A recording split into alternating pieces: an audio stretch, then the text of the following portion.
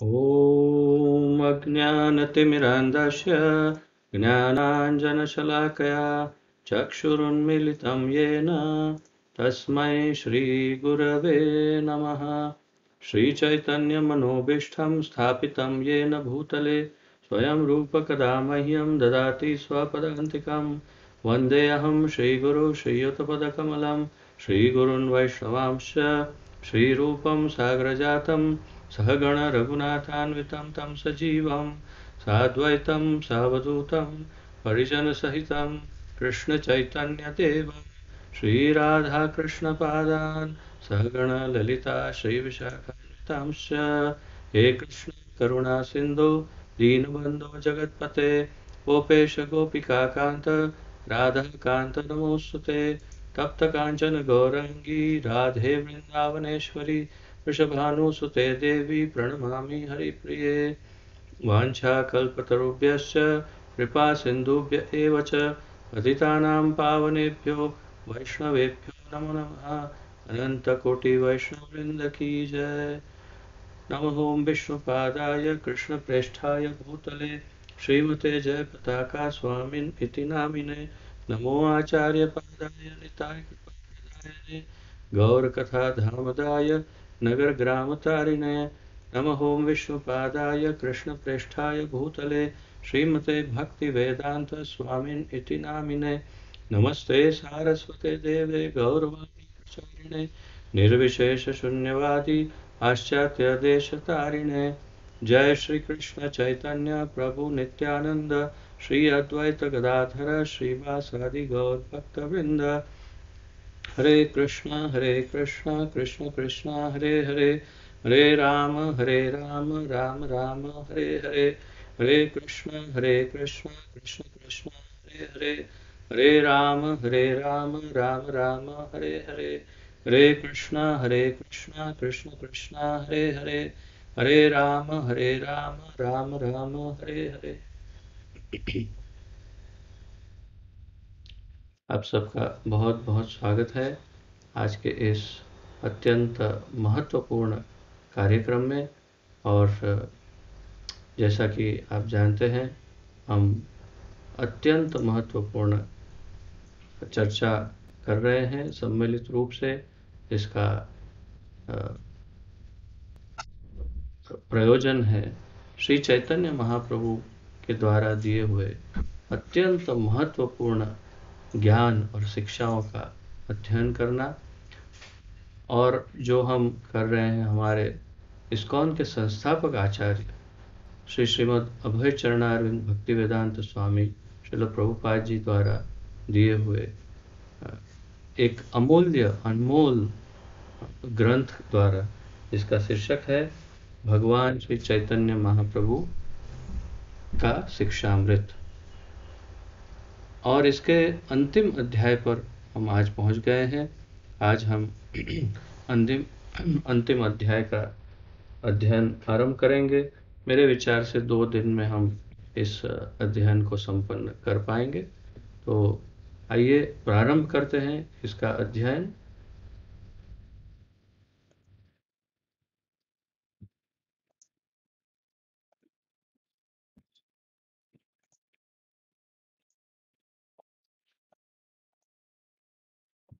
तो भगवान श्री चैतन्य महाप्रभु का शिक्षामृत, अध्याय 32, शीर्षक है साध्य साधन का निर्णय। साध्य और साधन का निर्णय।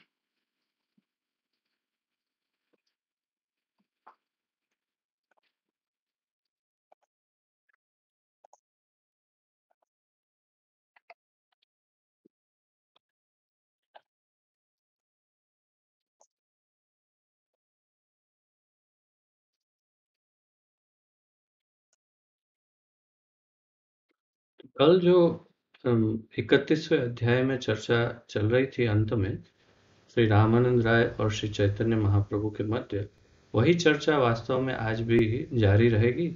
और महाप्रभु श्री चैतन्य महाप्रभु रामानंद राय को प्रश्न पूछते रहेंगे और रामानंद राय उसके उत्तर देते रहेंगे।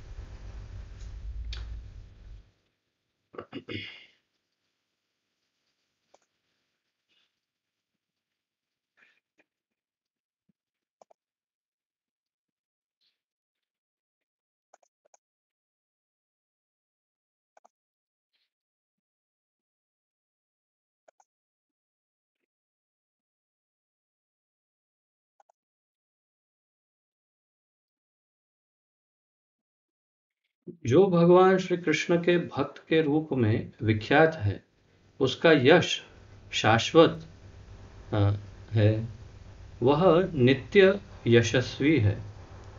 प्राकृत जगत में प्रत्येक मनुष्य 3 पदार्थों के लिए क्रियाशील है।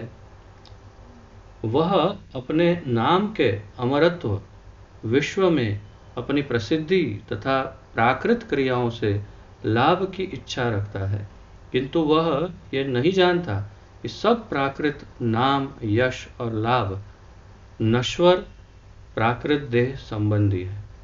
तो इस प्रकार श्री रामानंद राय आरंभ कर रहे हैं और हम समझने का प्रयत्न करते हैं।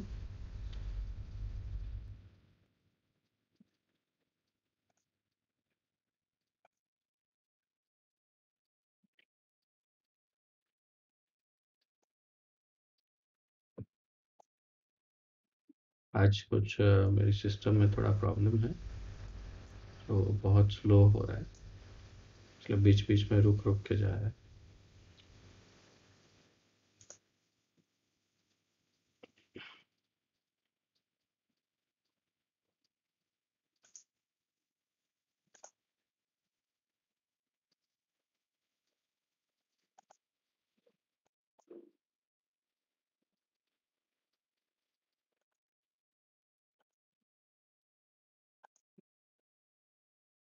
तो जो भी हो, आगे बढ़ते हैं।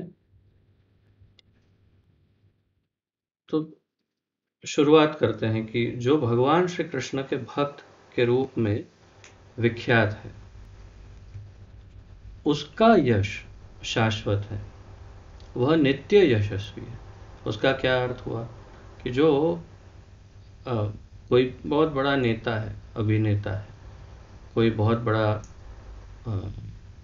साइंटिस्ट है, वैज्ञानिक, या कोई बहुत बड़ा सोशल सर्विस करने वाला कोई व्यक्ति है, कोई राजनेता, कोई स्वतंत्रता सेनानी है, देशभक्त, तो इन सब का यश जो है, या कोई बहुत बड़ा बिजनेसमैन है, धनवान व्यक्ति, और विपरीत दिशा में देखे तो कोई बहुत बड़ा गुंडा है,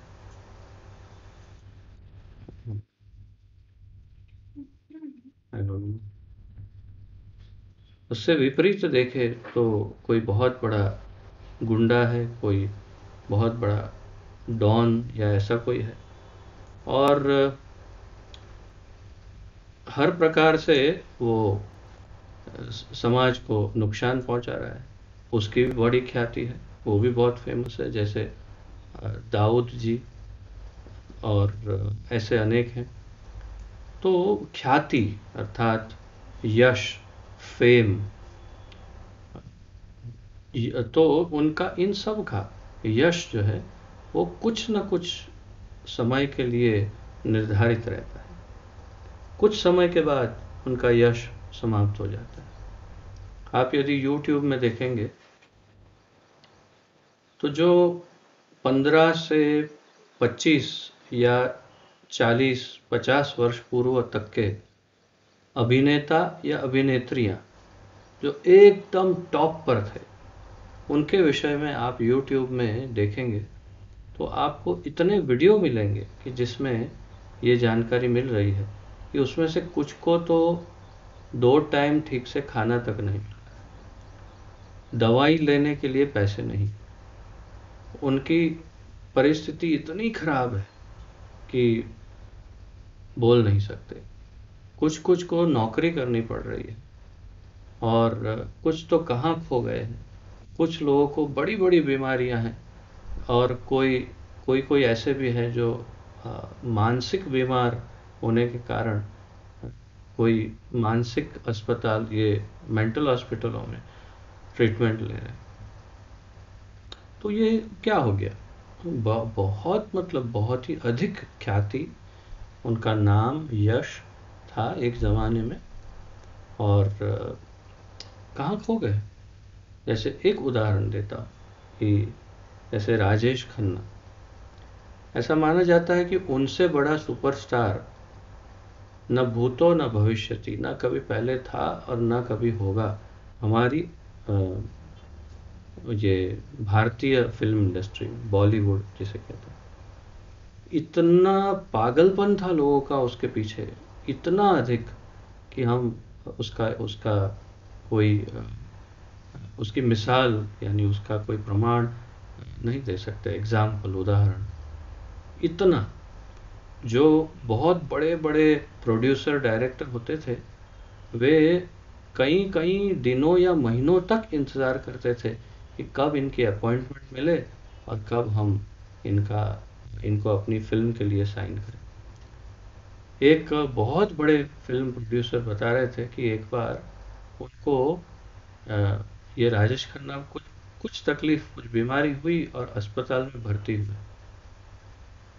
और ये सोच रहे थे कैसे मिलूं कैसे मिलूं। फिर उन्होंने सोचा एक तरीका है, मैं भी यदि उसी अस्पताल में भर्ती हो जाऊं तो उनसे मुलाकात हो सकती है। और फिर उन्होंने बताया अपने इंटरव्यू में कि मैंने वैसे ही किया, मुझे कुछ चोट का, बीमारी का कुछ ऐसा बहाना निकाल के मैं उसी अस्पताल में भर्ती हो गया, और एक पेशेंट जैसे घूमता है वैसे घूमते घूमते उनके रूम तक पहुंच गया और उनसे बात कर ली। अन्यथा उनसे मिलना ही संभव ही नहीं था। तो इतनी ख्याति वाला वो अभिनेता। आप सब जानते होंगे कि अमिताभ बच्चन के उदय होने के बाद कहाँ गुम हो गया, कुछ ढूंढने से भी नहीं मिला। कितने वर्ष बीत गए, अंततोगत्वा उनको कैंसर हुआ और देह भी त्याग हो गया। लेकिन वही गुमनामी और अपने यश को खो करके कितने वर्षों तक वैसे के वैसे ही रहे। उनको कोई पूछता नहीं, ना कोई उनको कोई फिल्म में लेता। ऐसी दशा में कई वर्षों तक रहे। तो ये भौतिक ख्याति, नामना, यश जो है, फेम, वो उसका उसकी क्या वैल्यू है, क्या गणना है, और उसकी अवधि, उसकी उम्र, उसकी लाइफ टाइम कितनी है? कोई प्रमाण नहीं उसका। भौतिक ख्याति, फेम या यश का कोई भी मोल नहीं, और कोई उसकी गारंटी नहीं कितने दिन रहेगी ख्याति, कितने दिन में समाप्त हो जाएगी, कोई गारंटी नहीं। अगर आपने कोई, जैसे कोई अच्छा कार्य किया है, सामाजिक सामाजिक कार्य किया है, या कोई आप बड़े राजमंत्री, राजनेता, ऐसा कुछ है, तो हो सकता है 25-30 वर्ष तक शायद थोड़ी बहुत ख्याति रह जाए। अगर आप बहुत बड़े स्वतंत्रता से, तो हो सकता है कि हमारे, या जो भी जिस देश के हैं, उस देश की जो करेंसी नोट है उसके ऊपर आपका चित्र छप जाए, ये हो सकता है। और जैसे गांधी जी हैं, तो उनको इस प्रकार याद कर लिया जाता है, और उनके आदर्शों पर आज कितने लोग चल रहे हैं, कौन उनको फॉलो कर रहा है, देखिए। और 50 वर्ष जाने दीजिए, फिर देखिए कहाँ जाएंगे, और फिर कौन सा नेता कहाँ है। तो इस प्रकार, और या तो फिर इतिहास के पन्नों में उन्हें रख दिया जाता है। हो सकता है 1000-2000 वर्ष तक याद रह जाए। परंतु कृष्ण भक्त जो है, नारायण भक्त, कृष्ण भक्त, एक वैष्णव, उसकी ख्याति लगभग अमर जैसी होती है, क्योंकि सारे वैदिक ग्रंथों में उनका नाम दर्ज हो जाता है और हजारों हजारों वर्षों तक, बल्कि कल्पों तक भी उन्हें याद रखा जाता है। जैसे श्रीमद् भागवत आप पढ़ेंगे तो उसमें से कई ऐसे भगवत भक्त हैं जो इस मनवंतर में भी नहीं हुए, पहले के कई मनवंतरों में हुए। ऐसे ऐसे भगवत भक्तों को भी अभी याद किया जाता है। जैसे मेरे हृदय में एक उदाहरण आ रहा है, आप सब ने पंढरपुर का नाम सुना है, पंढरीनाथ विट्ठल। तो पंढरपुर में जो भगवान विट्ठल खड़े, ऐसा कहते हैं कि 28 युग पर्यंतम उभा विटेवरी। तो ईंट के ऊपर 28 युग से खड़े हैं विट्ठल। उसका अर्थ क्या हुआ कि वो जो पुंडरिक जो भक्त था जिन्होंने विट्ठल को ईंट पे खड़ा किया, वो घटना इस चतुर्युगी की नहीं है, 28 युग पहले की वो घटना है और 28 युग से वो विग्रह वैसे ही है। आप उस विग्रह को यदि बहुत ही ध्यान से देखेंगे तो उस विग्रह के ऊपर आपको अनेक छेद, खड्डे और बहुत सारे गहरे निशान नजर आएंगे। बहुत ही लगभग जर्जरित अवस्था में वो विग्रह नजर आए और विग्रह को देखते ही आप समझ जाएंगे कि हाँ, ये अत्यंत प्राचीन विग्रह है, वो दिखाई दे रहा है विट्ठल का। तो उनकी ख्याति को देखिए, उनके जो भक्त हैं, उनके भक्त की ख्याति आज भी है। महाराष्ट्र के गांव गांव में उनके नाम की इतनी जय जयकार है, वो भक्त अमर हो गए। तो इसी प्रकार यहाँ पर उदाहरण दिया जा रहा है कि जो वास्तविक ख्याति, यश, नामना, फेम जिसे हम कहते हैं, वो केवल एक वैष्णव या कृष्ण भक्त की ही हो सकती है, अन्य की नहीं हो सकती उस प्रकार जितना एक वैष्णव की होती। तो प्राकृत जगत में प्रत्येक मनुष्य 3 पदार्थों के लिए क्रियाशील है। प्रत्येक मनुष्य 3 पदार्थों के लिए बहुत संघर्ष करता है। क्या क्या? एक तो अपने नाम के अमरत्व के लिए, अपना नाम अमर करना है, उसके लिए बहुत मेहनत करता है।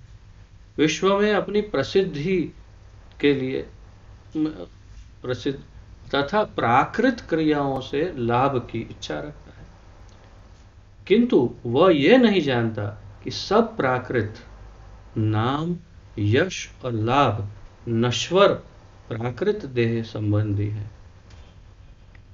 दूसरी एक और भी बात है कि मान लेते हैं कि अगर कोई व्यक्ति, जैसे कि मैं मान लीजिए कहीं का बहुत बड़ा राजा और पूरे विश्व में मेरा नाम हो गया और फिर मैं बहुत प्रसन्न हो गया, संतुष्ट हो गया कि हाँ, अब मैं राजा बन गया हूँ, यहाँ का पूरे विश्व में बच्चा बच्चा मेरा नाम जाता, और फिर मृत्यु हो गई, इस शरीर से बाहर निकल गया, फिर इस शरीर को कहीं पर या तो जलाया, दफनाया, जो भी किया, और फिर सभी जगह पे सिक्के लग गए, फोटो बन गए और सब, और ये जीवात्मा निकल करके किसी दूसरे शरीर में घुस गया। वो भी धीरे धीरे बड़ा हुआ और देखता है, आहा, बहुत बड़े राजा जी, ओहो राजा जी प्रणाम प्रणाम, क्या काम किया होगा राजा जी ने, मैं भी एक बार ऐसा राजा बन जाऊं तो कैसा लगेगा। अरे मूर्ख, तू ही था वो राजा, लेकिन जब नया जन्म लिया तो पुराना सब भूल गया और अब तू ही उनको प्रणाम प्रणाम कर रहा है। तो वो आनंद नहीं ले पा रहा है कि अब मैं राजा हूं। बस यही समझने योग्य है, यही सार तत्व है जो हर एक व्यक्ति जो अपने नामना के पीछे, नाम यश के पीछे जो पागल है, उन सबको केवल यही मूल तत्व समझना बस पर्याप्त है कि मर जाओ, दूसरे शरीर में जाओ और फिर याद नहीं आएगा कि मैं था ये, और फिर उसी को प्रणाम करो, ओहो बहुत बड़े। तो फिर क्या फायदा अगर याद ही नहीं रहने वाला कि मैं वो हूं, तो फिर क्या फायदा उस यश का। और उसका अर्थ ये हुआ कि यश मेरा नहीं हो रहा, मैं अर्थात मेरा जीवात्मा का यश नहीं, यश तो उस शरीर का है, और शरीर तो मर गया, नाम रह गया, और उस व्यक्ति को कोई फायदा नहीं हुआ, अर्थात वो जीवात्मा वो दूसरे शरीर में चला गया। सब नश्वर है, लेकिन ये भौतिक संसार इस बात को समझता ही नहीं। कितने पागल है अपने नाम को ऊंचा करने के लिए, क्या क्या नहीं करते आप देखिए। यूट्यूब में देखिए कैसे कैसे करते हैं लोग। कोई कोई तो ऐसी ऐसी सेल्फी लेने का प्रयास करते हैं कि भाई दुनिया में नाम हो जाए, और अपना ऊपर से कहीं चढ़ जाते हैं और फिर ऊपर से गिर जाते हैं। कोई बहुत बड़ा कारनामा करने का प्रयास करते हैं और उसमें दुर्घटना हो जाती है। बस नाम हो जाना चाहिए, नाम के लिए कुछ भी कर सकते हैं, लेकिन इसे एक नहीं समझते हैं कि जब भी ये शरीर छूटेगा तो ये नाम अपने आप समाप्त हो जाएगा। नाम रह भी गया तो तुम्हें क्या लेना देना, तुम तो दूसरे शरीर में। ये बात नहीं समझते। तो यही थोड़ा बहुत समझने की आवश्यकता है। परंतु एक कृष्ण भक्त तो सदैव सदैव उस नाम का आनंद भी लेता है। क्यों? क्योंकि वो कृष्ण भक्त है, सारे संसार में उसकी ख्याति अपने आप ठाकुर जी कर देते हैं। और फिर जब वो शरीर त्याग करता है तो वो सीधा भगवान के धाम जाता है, और याद रहता है उसे कि देखो मेरे ठाकुर जी ने, कोई क्या मैंने क्या किया, मैंने कुछ नहीं किया, लेकिन मेरे ठाकुर जी ने ऐसे ही मेरा नाम आज भी गूंज रहा है वहां। और जब भी कभी उन्हें याद करो तो वो उसी रूप में सामने प्रकट भी हो सकते हैं। ऐसे कुछ ऐतिहासिक उदाहरण है कि जो भक्त उसी रूप में फिर अ, सामने प्रकट होते हैं उनके याद करने पर। तो तात्पर्य ये है कि अमरत्व और यश का अमरत्व और अखूट यश, अनंत यश जो है केवल एक वैष्णव को प्राप्त हो सकता है। और वो भी तब जब उसकी तो इच्छा ही नहीं यश की, तो भी ठाकुर जी दे देते हैं।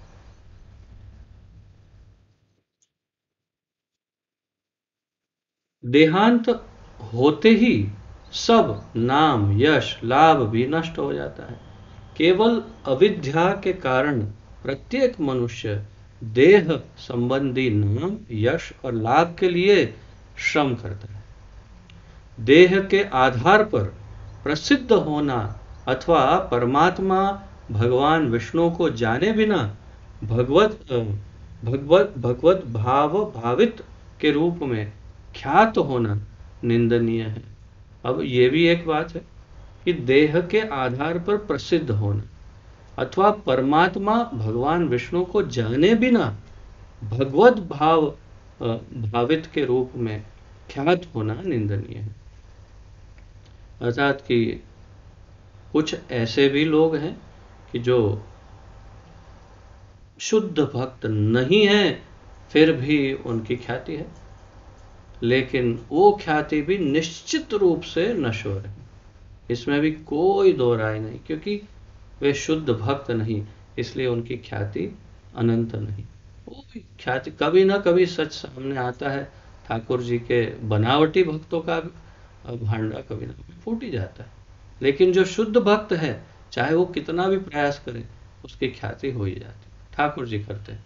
आप इतिहास को खोल के देख लीजिए, महाराष्ट्र से शुरुआत कीजिए।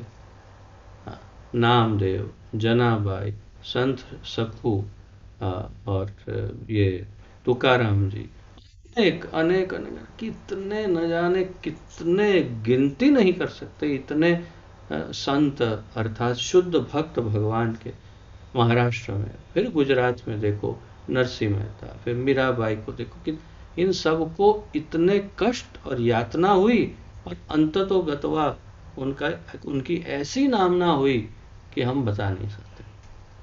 बस ठाकुर जी का प्लान, कैसे भी करो उनका नाम रोशन करो। जैसे ये महाराष्ट्र में एक संत जनाबाई, तो जनाबाई के वहाँ ठाकुर जी स्वयं विठल स्वयं उसके उनके साथ बचपन से ही खेलने और उनको हर प्रकार से उनके घर कार्यों में मदद करने के लिए जाते। और वो दासी के रूप में नामदेव, भक्तराज नामदेव के दासी के रूप में रहती और उनकी शिष्या भी थी। नामदेव के साथ भी भगवान प्रत्यक्ष मिलते थे। तो जनाबाई की उनकी मदद करते भगवान बचपन से ही। धीरे धीरे धीरे जनाबाई बड़ी हुई, वो घर का सारा कार्य करती, ठाकुर जी रोज उनके साथ हाथ बटाते। फिर एक बार भगवान को लगा होगा कि इसकी ख्याति अब होनी चाहिए, तो उन्होंने एक ऐसा प्लान बनाया। वो ठाकुर जी का प्लान वही जाने। उन्होंने, वो आए उनके घर और फिर कहा कि थोड़ा सा प्रसाद लूंगा।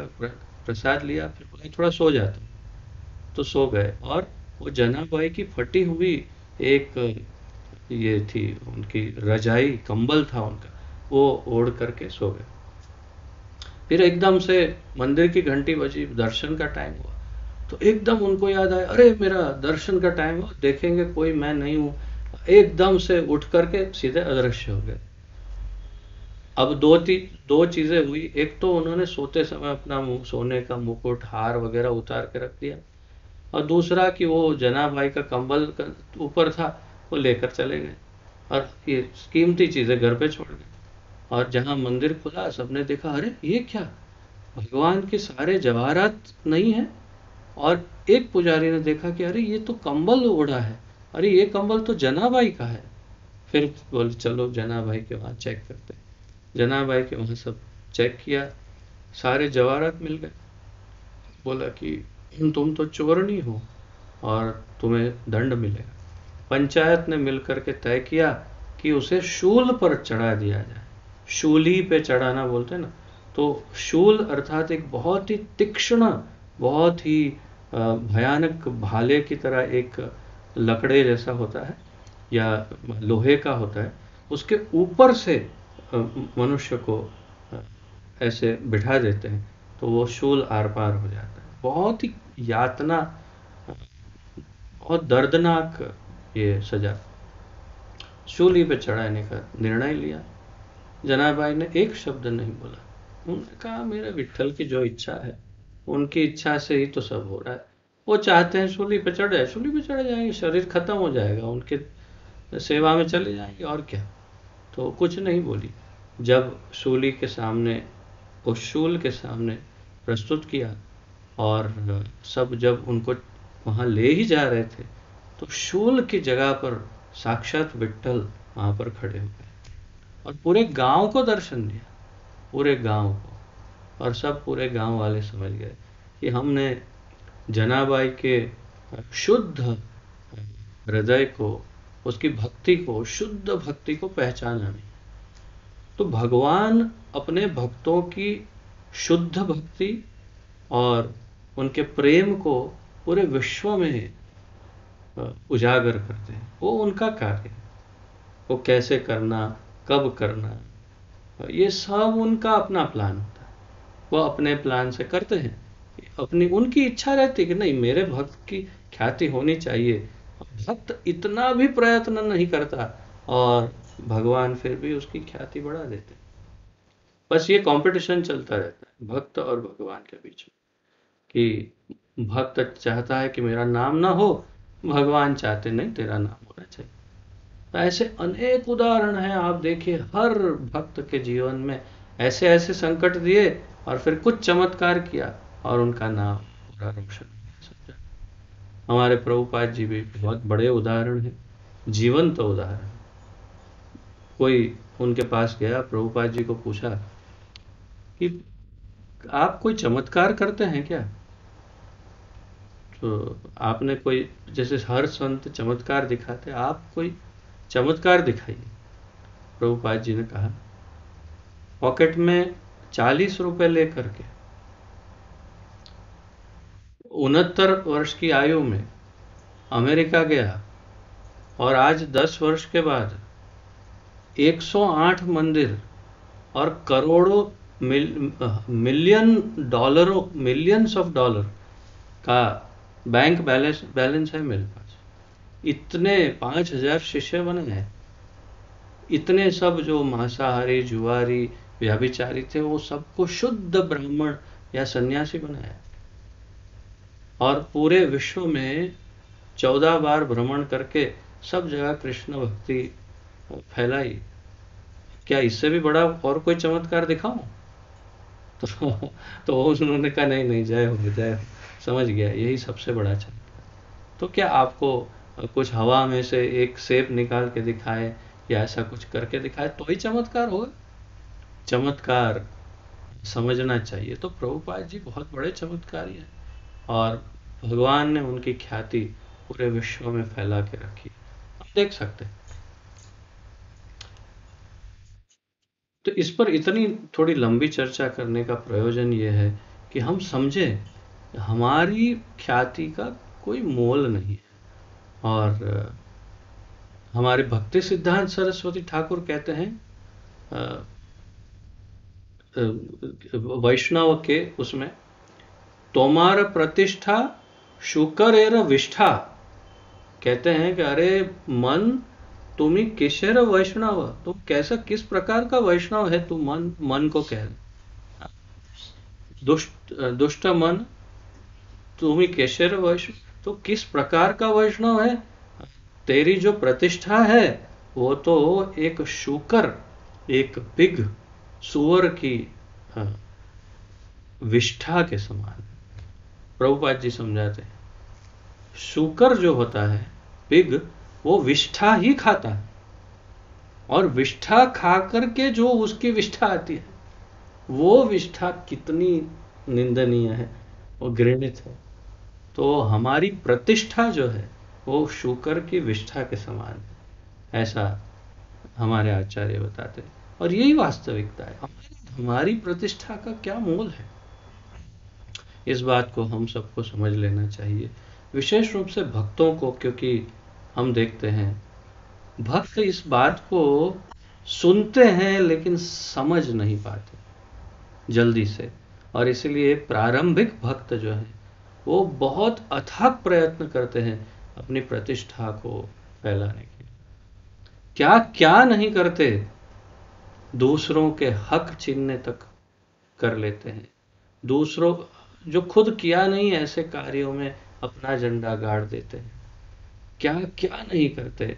वो प्रारंभिक भक्त जो होते हैं, जो शुद्ध भक्त नहीं है, और वो अपना नाम रोशन करने के लिए दूसरों को बहुत नुकसान पहुंचा देते हैं।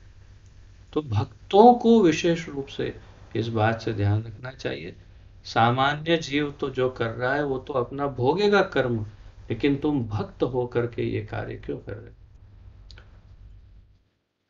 इस बात को हमें समझना चाहिए। और यदि हम नहीं करेंगे तो ठाकुर जी करेंगे। अगर प्रतिष्ठा ही चाहिए तो कुछ मत करो, ठाकुर जी अपने आप तुम्हारी प्रतिष्ठा बढ़ा देंगे। देह के आधार पर प्रसिद्ध होना अथवा परमात्मा भगवान विष्णु को जाने बिना एक भक्त के रूप में ख्यात होना निंदनीय है। ये बहुत बड़े भक्त हैं लेकिन वास्तव में भक्त नहीं है, तो ये अच्छा नहीं। कृष्ण भावना भावित होने पर ही सच्चा यश प्राप्त हो सकता है। अगर सच्चा यश प्राप्त करना है, कृष्ण भक्त होना है। श्रीमद् भागवत के अनुसार 12 महाजन महाभागवतों के रूप में विख्यात है। ये हैं श्री ब्रह्मा, श्री नारद, श्री शिव, श्री मनु, श्री कपिल, श्री प्रहलाद, श्री जनक, श्री भीष्म, श्री सुखदेव गोस्वामी, श्री बलि, श्री यमराज और सनक आदि 4 कुमार। महाभागवत के रूपों में इनका आज तक स्मरण किया जाता है। कितने कल्पों पहले के कोई है, कोई कुछ मनवंतरों पहले के हैं, और कुछ अभी अभी कुछ 1000 वर्ष पूर्व के हैं, लेकिन इन सब का नाम अभी भी उतने ही आदर और महत्व के साथ लिया जाता है। मैंने जैसे कहा, भगवत भक्त हैं, शुद्ध भक्त हैं, अपने आप उनकी ख्याति होती है।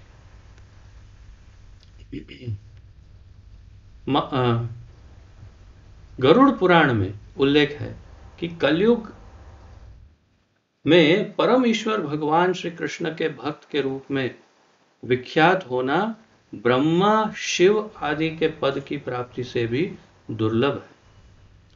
तो यदि गरुड़ पुराण कहता है कि अगर कलयुग में भगवान के भक्त के रूप में ख्याति को प्राप्त करना, उसका अर्थ है इतनी शुद्ध भक्ति कलयुग में है ही नहीं, ऐसा कहना चाहते हैं। यह बहुत कठिन है। और जब शुद्ध भक्त हो तो वो ब्रह्मा बन गए, शिव बन गए, ऐसे बड़े बड़े पद से भी अधिक महत्वपूर्ण ये ख्याति है, ऐसा गरुड़ पुराण में कहा। अनेक जन्मों के बाद, क्षमा करें, श्री नारद और पुंडरीक की वार्ता के संबंध में महाराज युधिष्ठिर ने कहा, अनेक अनेक जन्मों के बाद स्वयं को श्री वासुदेव का दास जानने वाला सबसे यशस्वी और सब जीवों के उद्धार में समर्थ है। तो युधिष्ठिर वही, जैसे भगवत गीता के 7वें अध्याय का 19वां श्लोक है 7.19, वैसा ही श्लोक ये नारद और पुंडरीक की वार्ता संबंधी है। तो ये कौन से ग्रंथ में है ऐसा यहाँ स्पष्ट नहीं हो रहा है। इंग्लिश में लिखा है। अच्छा,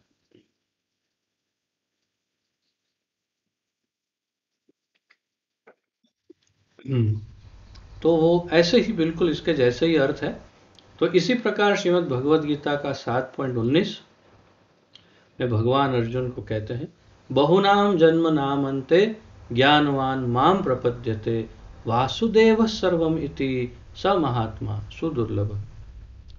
बहुत बहुत सारे जन्म लेने के बाद, अनुवाद पढ़ते हैं, बहुत जन्म जन्मांतरों के अंत में यथार्थ ज्ञानवान मुझे सब कारणों का परम कारण और सर्वव्यापक जानकर मेरी शरण ग्रहण करता है, ऐसा महात्मा अत्यंत दुर्लभ है।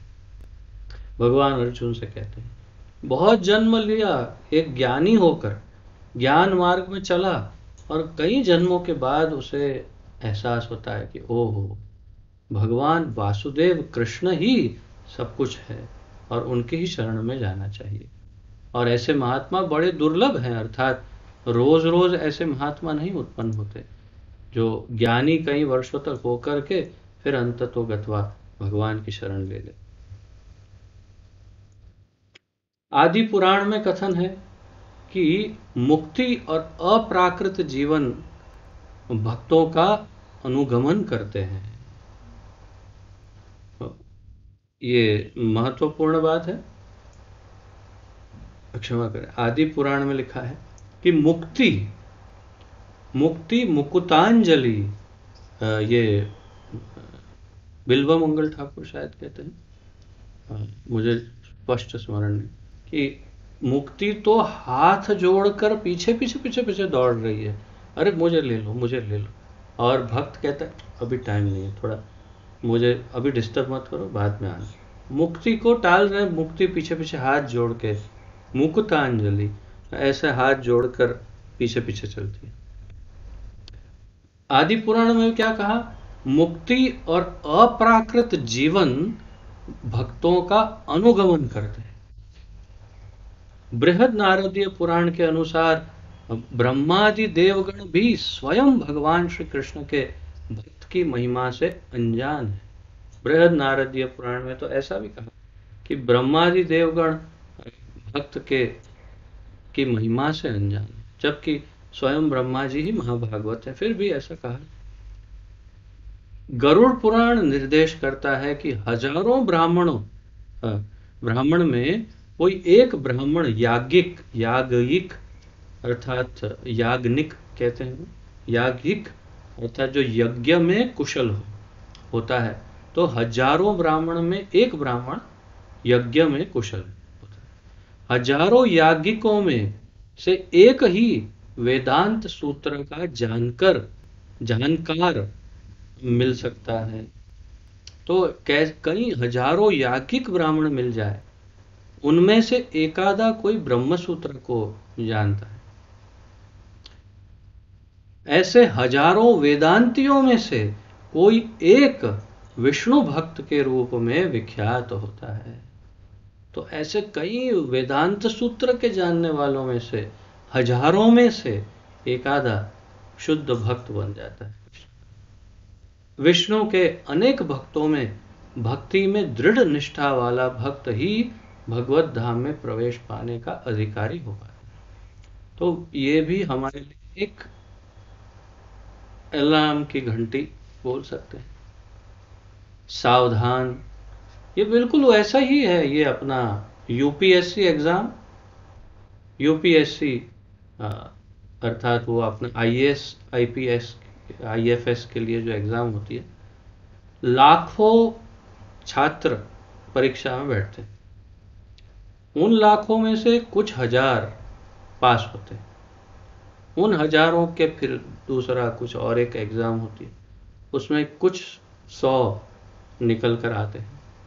उन 100 में से कुछ की फिर अंत में ग्रुप डिस्कशन, पर्सनल इंटरव्यू, ऐसे सब होता है, आईक्यू टेस्ट, ये वो क्या क्या होता है। उन सब में से कुछ 100 से कम या 100 हो सकते हैं, परंतु उसमें से कुछ लोग आईपीएस ये यूपीएससी क्लियर करते हैं और आईपीएस या आईएएस या आईएफएस के लिए चुने जाते हैं। फिर उसकी ट्रेनिंग शुरू होती है। अभी तो हुए नहीं आईएएस आईपीएस। हाँ, कहाँ से शुरुआत की? लाखों छात्रों में से, वहां से वहां तक। इसीलिए तो सारे के सारे अफसर उनके सामने सलाम करते हैं, झुकते हैं। ये अलग बात है कि हमारे देश में यही आईपीएस आईएएस ऑफिसर एक अनपढ़ मंत्री के सामने सलाम करते हैं, वो अलग बात है। परंतु सार ये है कि इस प्रकार से बिल्कुल यूपीएससी के जैसे हजारों इनमें से ये किए, वो हजारों में से एक, उनमें से हजार, तो इसी प्रकार। और फिर यहाँ पर क्या महत्व की बात है? विष्णु के अनेक भक्तों में भक्ति में दृढ़ निष्ठा वाला भक्त ही भगवत धाम में प्रवेश पाने का अधिकारी होगा। तो भगवान के सारे भक्त भगवान के धाम जाएंगे, ये गारंटी नहीं है। तो प्रभुपाद जी के चरणों को छोड़ना नहीं। 16 माला 4 नियम पालन की गारंटी प्रभुपाद जी ने लिख के दी है। कम से कम 16 माला जब, 4 नियम पालन, बस इतना करो, भगवत धाम की गारंटी मेरी, प्रभुपाद जी कह के गए। अगर उसमें थोड़ी भी कमी आई, थोड़ी भी, तो आप अपने आप को, हम सब बहुत अच्छी तरह जानते हैं कि हम में कितनी लायकात, योग्यता कितनी है भगवान के धाम जाने की। अपने अंतःकरण को हम ही जानते हैं। तो साधन सिद्ध होने का तो हमारा प्रश्न ही नहीं। कृपा सिद्ध हो सकते हैं, वो भी इतना जो कहा है उतना करेंगे तो। उसमें भी भक्तों की निंदा, धाम अपराध, नाम अपराध, वैष्णव अपराध आदि करते रहेंगे तो हो गई छुट्टी। इसलिए हमारी क्या दशा है उसे हमें ध्यान में रखना चाहिए।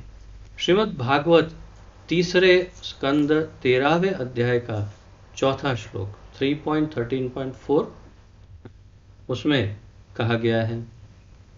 तो पहले प्रयास करते हैं, श्लोक देखते हैं।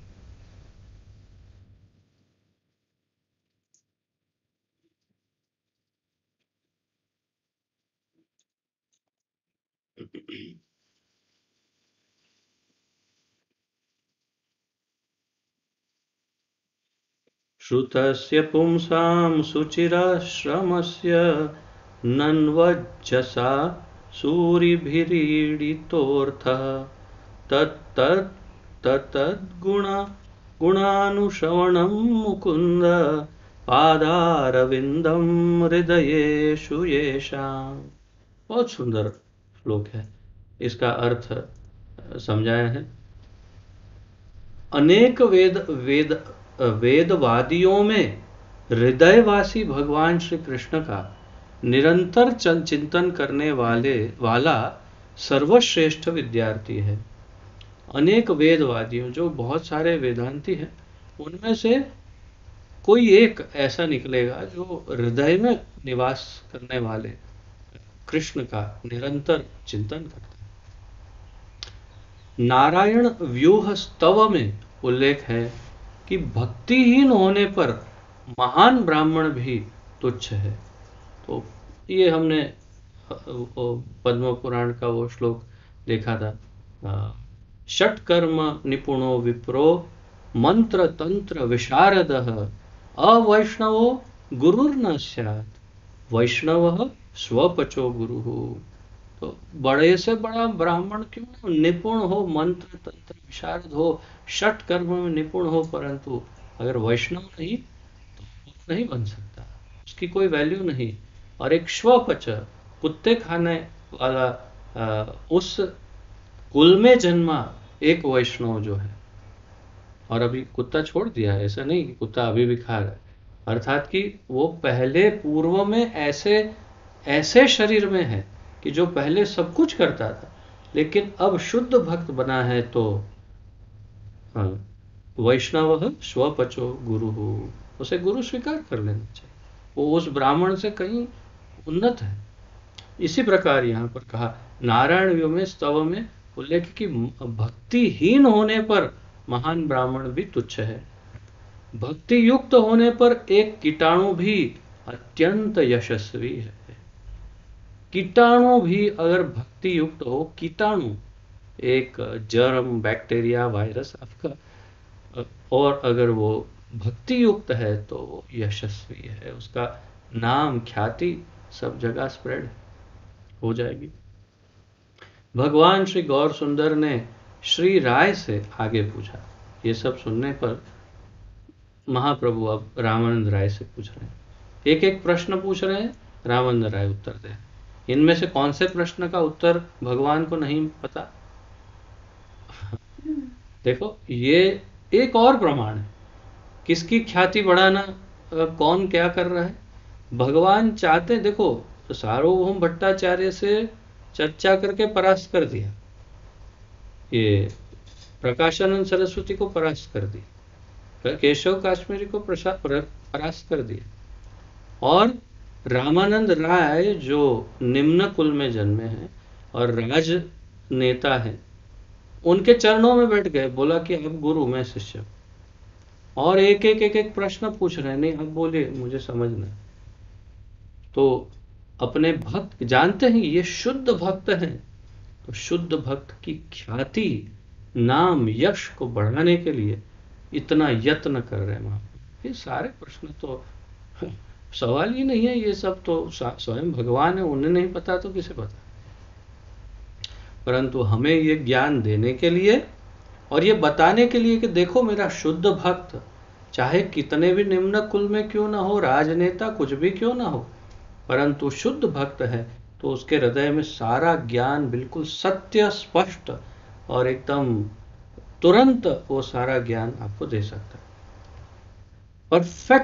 परफेक्ट नॉलेज दिया है रामानंद राय, एक एक प्रश्न के उत्तम उत्तर। अभी देखिए, उन्होंने पूछा जगत में सबसे बड़ी संपत्ति क्या है?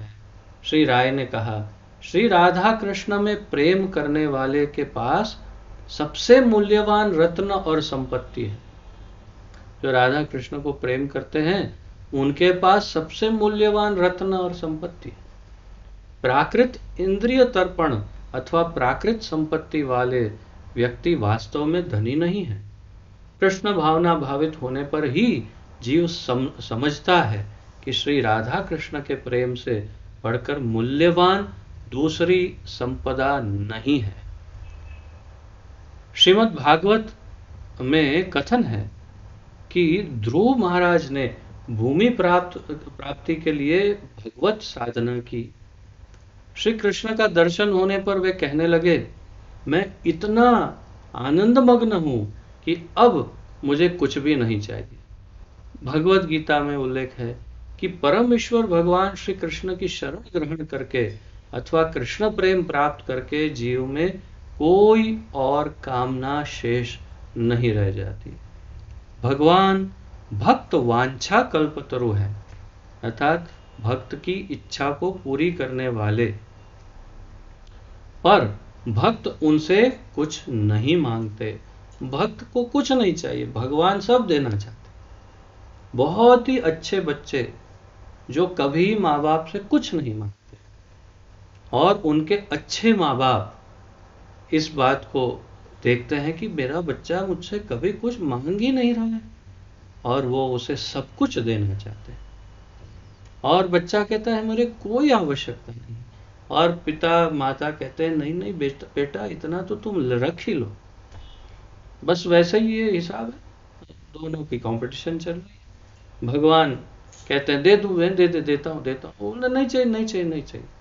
सुदामा कुछ लेने नहीं गए थे, वो अपने मित्र और परमेश्वर, परब्रह्म परमेश्वर भगवान श्री कृष्ण को पहचानते थे, तो भगवान के दर्शन के लिए गए थे कि हाँ मेरा मित्र भगवान है, मैं दर्शन करके आता हूं। और हृदय में कोई कामना नहीं थी, उनकी पत्नी ने सिर्फ सुझाव दिया था कि हो सकता है कुछ, लेकिन वो मूल हेतु तो था ही नहीं। और भगवान चाहते नहीं मैं दे सामने दूंगा, ये एक दाना मुझसे नहीं लेने वाला है, मैं जानता हूं, एक पैसा नहीं लेगा मुझसे, तो मुझे तो कुछ चमत्कार ही करना पड़ेगा। तो इधर आ जा, मैं पीछे सब दे देता हूं। और फिर भी क्या हुआ जानते हैं, ये बहुत कम लोग जानते हैं। शास्त्र पढ़िए, सुदामा जी कभी उस महल में नहीं रहे, कभी नहीं रहे। उन्होंने उस महल के सामने दूसरी झोपड़ी बनाई, और उस झोपड़ी में पति पत्नी दोनों रहे, और उनके बच्चे सब महल में रहे। ये सत्य है। और वही वस्त्र परिधान किए, और वैसे ही पूरे गांव में सुदामापुरी में हमेशा भिक्षा मांगने ही जाते थे सुदामा जी, और भिक्षा मांगकर ही खाया। उन्होंने कभी उस वैभव धन संपत्ति को उसका ऐशो आराम नहीं किया। तो ये कंपटीशन भक्त और भगवान की चलती है। और हमारे जैसे क्या करते हैं, 1 मिनट लिस्ट निकालता हूँ, मंदिर में जाते हैं, 1 मिनट, हाँ नोट करते जाना। ये बंगला, गाड़ी, ये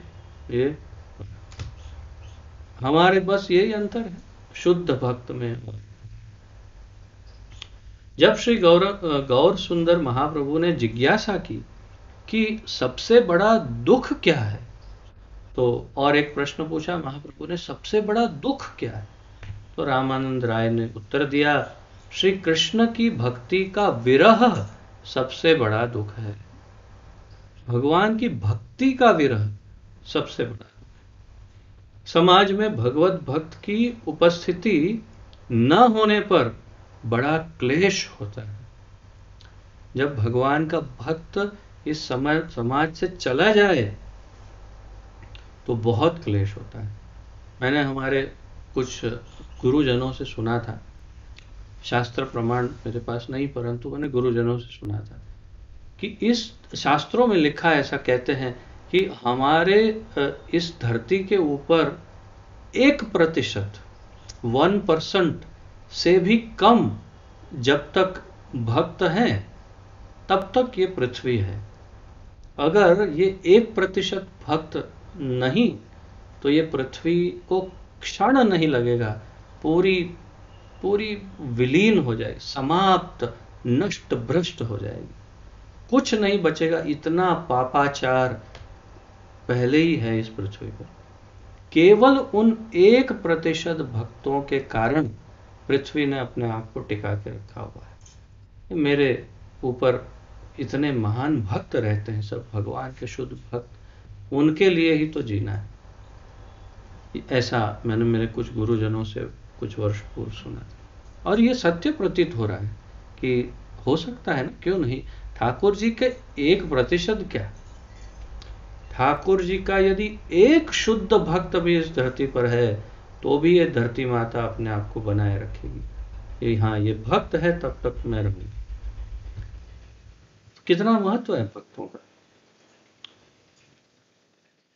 लोगों का परस्पर संग दुखदायी होता है। श्रीमद् भागवत 3 स्कंद के 30वें अध्याय का 7वां श्लोक 3.30.3 7, हाँ 6 and 7 है। ओह अच्छा, चल 3.30.6 एंड क्या है, लेट्स सी।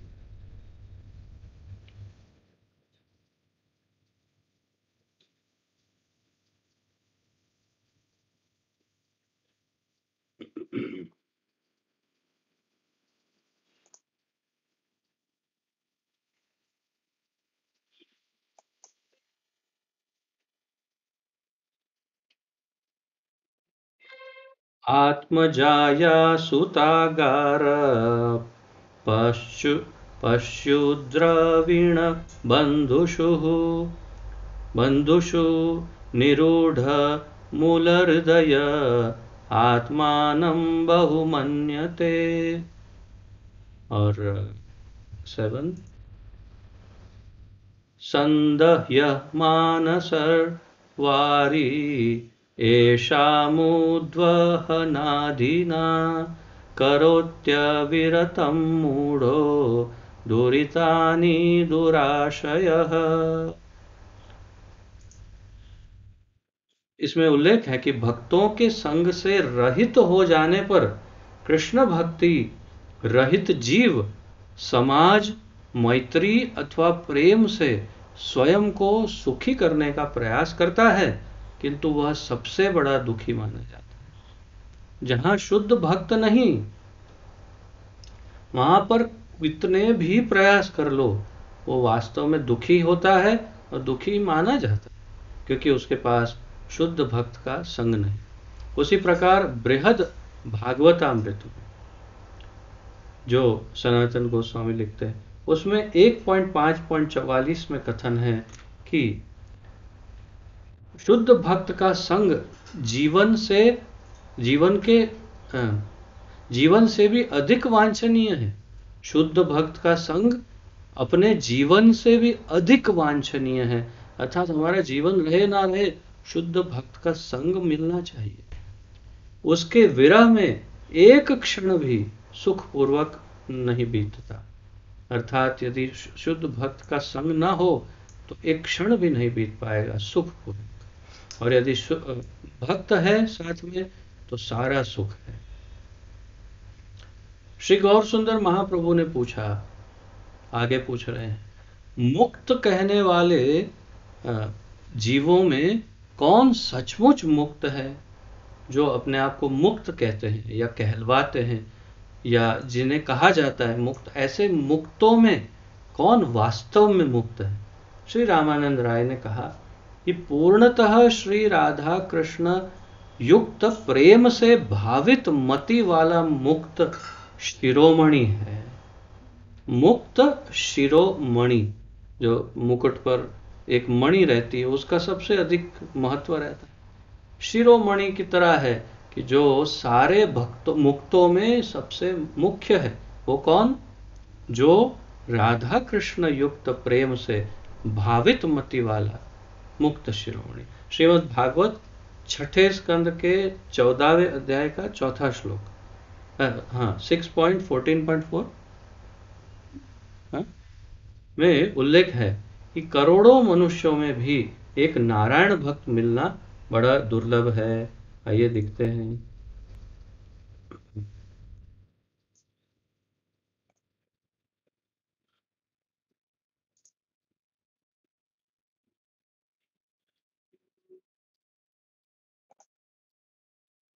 सिक्स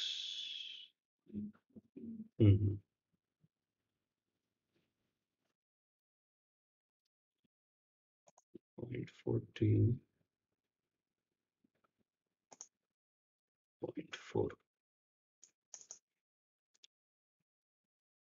प्रायो मुमुक्षवस्तेषां केचनैव द्विजोत्तम मुमुक्षूणां सहस्रेषु कश्चिन्मुच्यते सिद्ध्यति।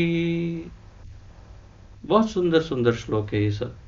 तो इसके अनुसार करोड़ों मनुष्यों में भी एक नारायण भक्त मिलना बड़ा दुर्लभ है। अब महाप्रभु एक और प्रश्न पूछ रहे हैं गानों में अर्थात गायन या भजन या स्तुति जिसे हम कहते हैं, सर्वोत्तम गाना कौन सा है? श्री गौर सुंदर महाप्रभु ने पूछा। श्री रामानंद राय ने कहा,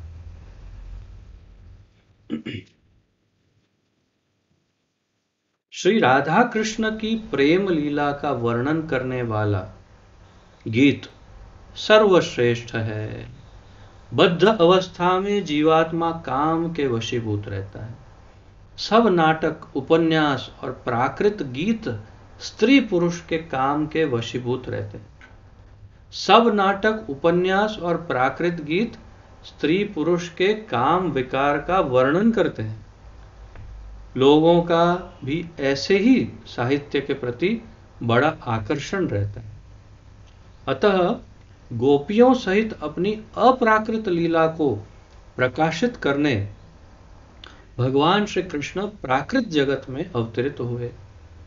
गोपीजन और भगवान श्री कृष्ण के प्रेम विलास संबंधी अमित शास्त्र जो इस साहित्य का अथवा श्री राधा कृष्ण की कथा का आश्रय लेता है, वह सच्चे आनंद का आस्वादन करता है। श्रीमद् भागवत दशम स्कंद 33वें अध्याय का 36वें श्लोक में कहा गया है। तो आइए देखते हैं 33वें अध्याय का 36वां श्लोक।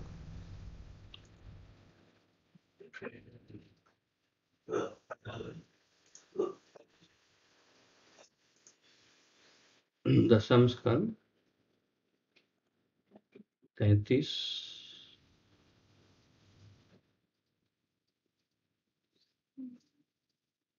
and 36।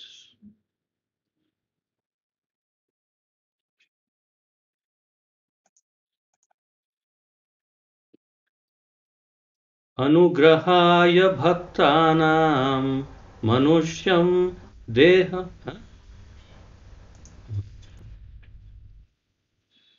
नहीं मेरा थोड़ा माइंड डाइवर्ट होता है क्योंकि ये बीच बीच में इसमें थोड़ा सा प्रॉब्लम हो जाती है इसके लिए।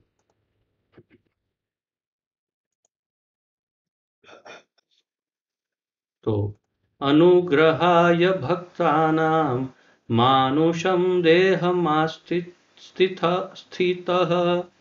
भजते तादृशी क्रीडा याः श्रुत्वा तत्परो भवेत्। तो इसके अनुसार कहा गया है,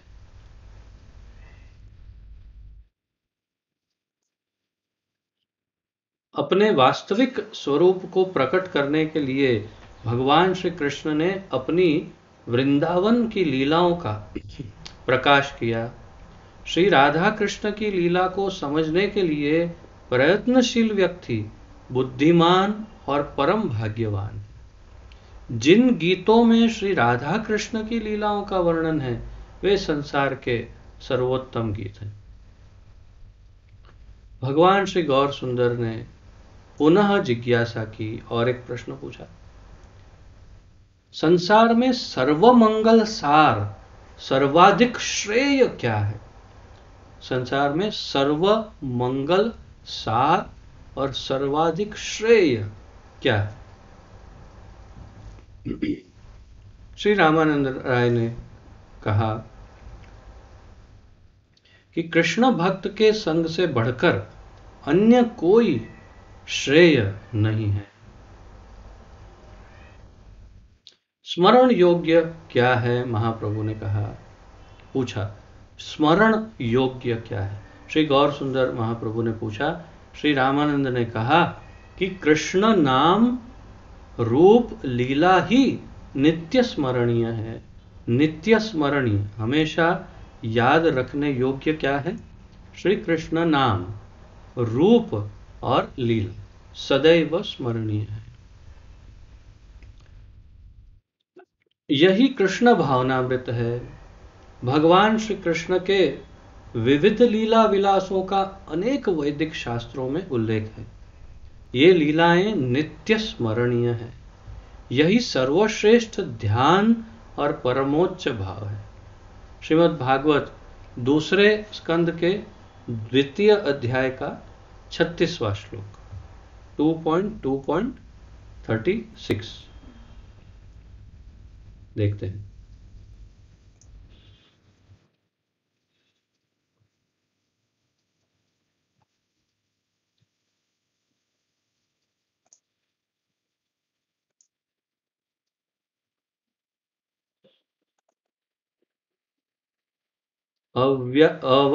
अवाच्यवादांश्च बहुना वदिष्यन्ति तवाहिताः निन्दन् निन्दन्तस्त्व सामर्थ्यं ततो दुःखतरं नु किम्।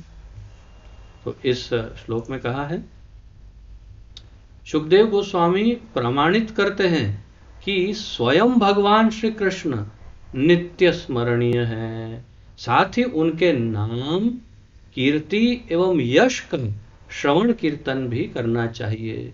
इस श्लोक में सुखदेव गोस्वामी कहते हैं सबसे अधिक स्मरणीय भगवान कृष्ण और साथ में उनका नाम, कीर्ति एवं यश का श्रवण और कीर्तन भी हमेशा करना चाहिए। श्री गौर सुंदर ने जिज्ञासा की, अब और एक प्रश्न पूछा, सबसे बड़ा ध्यान क्या है? श्री राधा कृष्ण के पदाम्बुज का ध्यान ही प्रधान ध्यान है। श्री रामन राय ने उत्तर दिया, पदाम्बुज अर्थात चरणारविंद, श्री श्री राधा कृष्ण के चरणारविंद का ध्यान ही सबसे मुख्य ध्यान है। हम भक्तों को कभी भी ध्यान करने की इच्छा हो जाए तो श्री श्री राधा कृष्ण के चरणारविंद का ही ध्यान करना चाहिए और स्मरण रहे। जब कभी महाप्रभु ने प्रश्न पूछा है और जब जब रामानंद राय ने उत्तर दिया है, तब तब हमेशा हमेशा हमेशा उन्होंने श्रीमती राधा रानी का नाम पहले लिया और फिर कृष्ण का नाम लिया।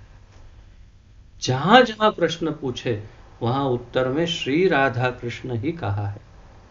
इसलिए कभी ये नहीं सोचे केवल कृष्ण, नहीं, राधा कृष्ण।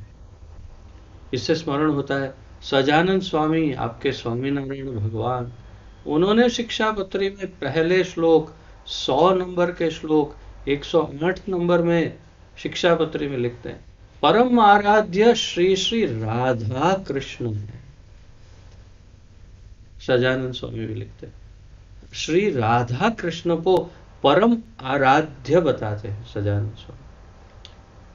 सभी अर्थात जो जानते हैं तत्व को वो राधा और कृष्ण को भजते हैं, सिर्फ कृष्ण को नहीं भजते। हाँ, ये बात और है कि जो ब्रजवासी है वो कृष्ण को साइड पे करते हैं, सिर्फ राधा रानी का नहीं, और कृष्ण को गाली देते हैं।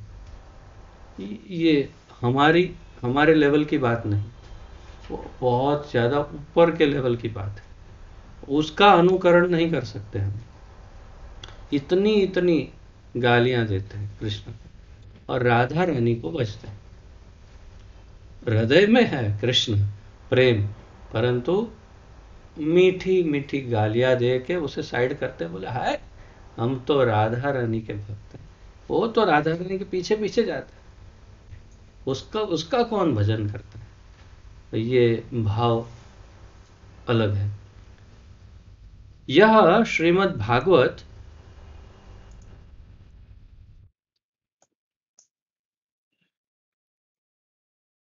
का पहले स्कंद का द्वितीय अध्याय का 14वां श्लोक है, जिससे ये प्रमाणित होता है।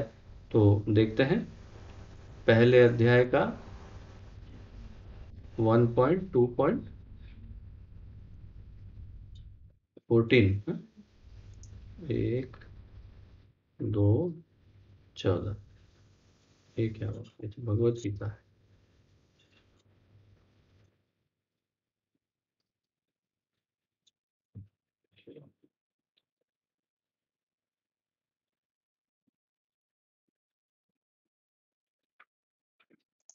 एक, दो, हाँ, ओ सॉरी, 1, कैंटो 1, 2.14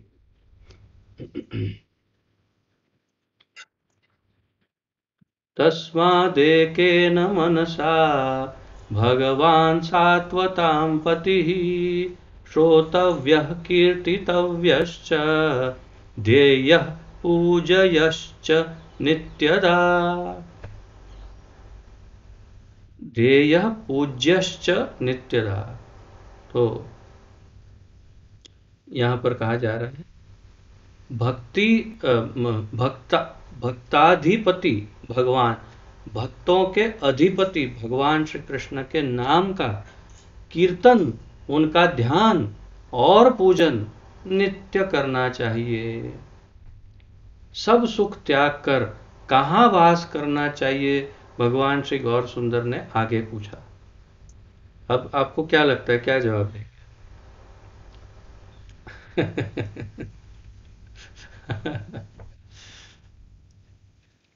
महाप्रभु ने पूछा, सब कुछ त्याग कर कहाँ वास करना चाहिए? भगवान श्री गौर सुंदर ने आगे पूछा। श्री रामानंद राय ने कहा, सब कुछ त्याग कर श्री कृष्ण लीला रस स्थली व्रज भूमि श्रीधाम वृंदावन में ही निवास करना चाहिए। श्रीधाम वृंदावन की जय हो। तो आप देखिए हमारे चेहरे पर आनंद, क्योंकि ये सब में एक बात तो हमारी पूरित हो रही है। ठाकुर जी की करुणा से सब मोह त्याग करके इधर आ चुके। अब आगे तो पता नहीं क्या होगा, राधा रानी जैसे जो चाहे। श्रीमद् भागवत दसम स्कंद 47वां अध्याय और 61वां श्लोक 10.47.61 में कहा गया है। हाँ, वैसे आप में से कोई यहाँ आना चाहता है तो आप सबका स्वागत है। हम आपकी बड़ी जितनी हो सकता है खिदमत करने का प्रयास करेंगे, यदि आप सब कुछ त्याग करके आना चाहते हैं तो। What is that? 10.47.61 ओके। क्योंकि इतने सारे श्लोक निकाल के रखना थोड़ा मुश्किल था, इसलिए मैंने सोचा सीधा ही पढ़ूंगा। आसामहो चरणेणु जुषामहं स्याम वृंदावने किमपि गुल्मलतौषधीनां यादुस्त्यजं स्वजनम् आर्यपथं च हित्वा भेजुर्मुकुन्द पदवीं श्रुतिभिर्विमृग्याम्। इसका अर्थ तो वही है जो अभी हमने पढ़ा। मैं उद्धव जी इस श्लोक में कहते हैं कि लता रूप में भी, लता पता पेड़ पौधे जैसे के रूप में भी वृंदावन में निवास करना ही सर्वश्रेष्ठ है। वृंदावन में ही परम ईश्वर भगवान श्री कृष्ण ने निवास किया था और गोपियों ने वैदिक ज्ञान के चरम लक्ष्य के रूप में उनकी आराधना की थी। श्री गौर सुंदर महाप्रभु ने आगे पूछा। तो ये उद्धव जी कहते हैं कि वृंदावन में ही निवास करना चाहिए। महाप्रभु ने आगे पूछा, सबसे श्रेष्ठ श्रवण योग्य क्या है, सुनने योग्य क्या है सबसे अधिक? श्री राधा कृष्ण की प्रेम लीला कर्ण रसायन है, श्री रामानंद राय ने उत्तर दिया। वास्तव में यथार्थ वक्ता से श्री राधा कृष्ण लीला को सुनने से तत्क्षण मुक्ति हो जाती है। दुर्भाग्यवश कभी कभी लोग इनका श्रवण सिद्ध भक्तों से नहीं करते, इस प्रकार वे पथभ्रष्ट हो जाते हैं। श्रीमद् भागवत दसम स्कंद 33वें अध्याय का 40वां श्लोक में 39 लिखा है। ओके, देखा, ये अंग्रेजी साथ में रखना ही चाहिए, तो ही, नहीं तो हम किसी अन्य श्लोक में पहुंच जाते। सो 10.30, यू सेड 39, अच्छा 33.39। विक्रीडितं व्रज वधूभिरीदं च विष्णोः श्रद्धान्वितो नु शृणुयाद वर्णयेद्य भक्तिं परां भगवति प्रतिलभ्य कामं हृद्रोगमाश्च पहिनोत्य चिरेण धीरः। इस श्लोक के अनुसार भगवान श्री कृष्ण और गोपीजन की लीला का श्रोता उत्तम भक्ति को प्राप्त होकर प्राकृत जगत में सबके हृदय पर छाए काम विकार से अविलंब मुक्त हो जाएगा। What was it? 10.33.14, 39, अच्छा 10.33.39, यहाँ 40 लिखा। श्री कृष्ण और गोपीजन की लीला का श्रोता, जो उनकी लीला सुनता है, उत्तम भक्ति को प्राप्त होकर प्राकृत जगत में सबके हृदय पर छाए काम विकार की से अविलंब मुक्त हो जाए। अतएव श्री राधा कृष्ण की लीला श्रवण का, यह बहुत बड़ी गलती हो गई है टाइपिंग में, प्रिंटिंग में, यहाँ ऐसा प्रिंट हुआ है कि अतएव श्री राधा कृष्ण की लीला श्रवण का समूल नाश हो जाता है। तो वास्तव में ऐसा तो कभी हो नहीं सकता, तो वास्तव में बीच में कुछ टाइप होना रह गया। अतएव, मैं जैसे समझता हूँ, इंग्लिश में वेरीफाई करना, अतएव श्री राधा कृष्ण की लीला श्रवण से काम का समूल नाश हो जाता है, ऐसा होना चाहिए। Is that so? तो अंग्रेजी में, तो यहाँ प्रिंटिंग में कितनी भयानक भूल की है, देखो। आशा है कभी ना कभी ये सब सुधर जाए। तो राधा कृष्ण की लीला श्रवण से काम का समूल नाश हो जाता है। यदि कोई इस विधि के द्वारा प्राकृत काम से मुक्त नहीं हो पाता, तो उसे श्री राधा कृष्ण लीला के श्रवण का प्रयत्न नहीं करना चाहिए।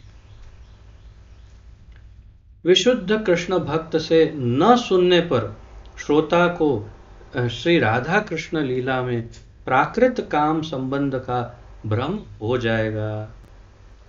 ऐसे में वह पथभ्रष्ट हो सकता है। तो ऐसा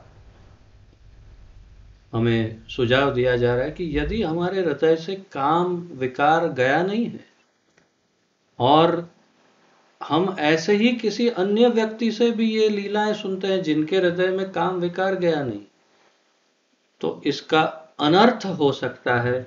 हम राधा कृष्ण की लीला में काम देख सकते हैं और इससे हमारा कोई हित नहीं होगा, बल्कि हो सकता है बहुत भारी नुकसान हो जाए। इसलिए ऐसे व्यक्ति से कभी सुनना नहीं चाहिए जो शुद्ध भक्त ना हो, और हमें भी अपनी शुद्धता की परख करके ही फिर ये राधा कृष्ण की लीलाओं को पढ़ना चाहिए।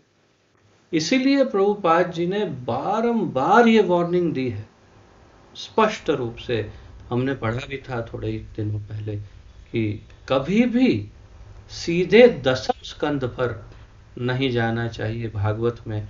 पहले से 9वें स्कंद तक पढ़कर फिर दशम स्कंद में जब जाए तभी दशम स्कंद भागवत का पढ़ना चाहिए, अन्यथा अनर्थ हो सकता है। इसी चर्चा के साथ आज यहाँ विराम लेते हैं, और अब सोमवार को शायद अंतिम इसका अध्याय रहेगा, अर्थात ये अंतिम अध्याय 32वें अध्याय का अंतिम जो क्लास है वो सोमवार को होगा। उसके बाद चर्चा करेंगे कि क्या नया अध्ययन क्या करें, परंतु इसी के साथ आज यहाँ विराम लेते हैं। यदि किसी का कोई प्रश्न आदि हो तो प्रस्तुत कर सकते हैं। अपना वीडियो भी ऑन कर सकते हैं कुछ क्षणों के लिए।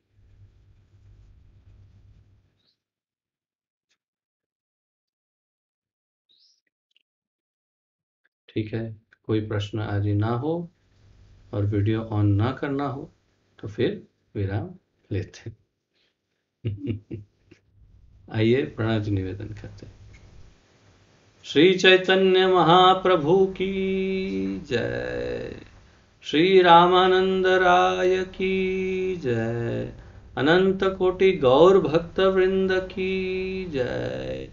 पतित पावन श्रील प्रभुपाद की जय। पतित पावन गुरुदेव की जय। निताय गौर प्रेमानंद। आप सबके चरणों में कोटि कोटि दंडवत प्रणाम। आप सबका बहुत बहुत धन्यवाद। हरे कृष्ण।